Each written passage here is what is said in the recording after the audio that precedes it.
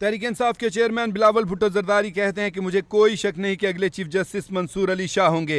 उन्होंने कहा कि मौलाना फजल रहमान के इत्तफाक राय के बगैर आईनी तरमीम करना नामुमकिन है। उन्होंने कहा कि मौलाना फजल रहमान साथ मिल जाते हैं तो फिर 1-2 माह नहीं लगेंगे। मौलाना फजल रहमान को साथ मिलाने के लिए उनकी तजावीज़ को भी साथ मिलाना पड़ेगा।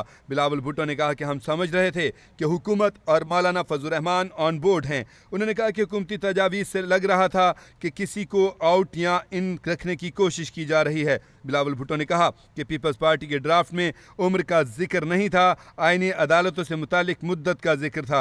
उन्होंने कहा कि JUI की तजवीज़ थी कि जजेस की उम्र की हद 65 साल ही रखी जाए। उन्होंने कहा कि आईनी तरमीम के लिए 2/3 अक्सरियत चाहिए होती है। उन्होंने कहा कि मीडिया पर ज़ेरे गर्दिश मुसवदे में कुछ पॉइंट्स हैं जो मेरे इल्म में नहीं थे। बिलावल भुट्टो ने कहा कि दुनिया में कहीं नहीं देखा कि जजेस की तकर्री जजेस ही करते हैं। उन्होंने कहा कि पीपल्स पार्टी का मुतालबा था कि आईनी कोड बनाएं, उम्र बढ़ाने के बजाय कम करें। बिलावल भुट्टो ने कहा कि सुप्रीम कोर्ट से मुतालिक हुकूमत की तजवीज़ थी कि जजेस की उम्र 67 और मुद्दत 3 साल रखी जाए।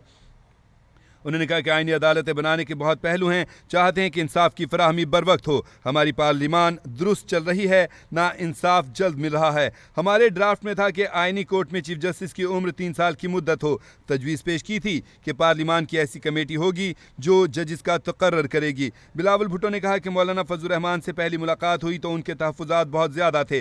जब हुकूमत के साथ जमातें मुत्तफ़िक़ नहीं तो ऐसा ड्राफ्ट कच्चा समझा जाएगा। मौजूदा चीफ जस्टिस और आने वाले चीफ जस्टिस दोनों मुअज़्ज़िज़ हैं। बिलावल भुट्टो ने कहा कि मेरी पार्टी के भी 20 से 25% तहफ़्फ़ुज़ात थे जो हुकूमत ने दूर किए।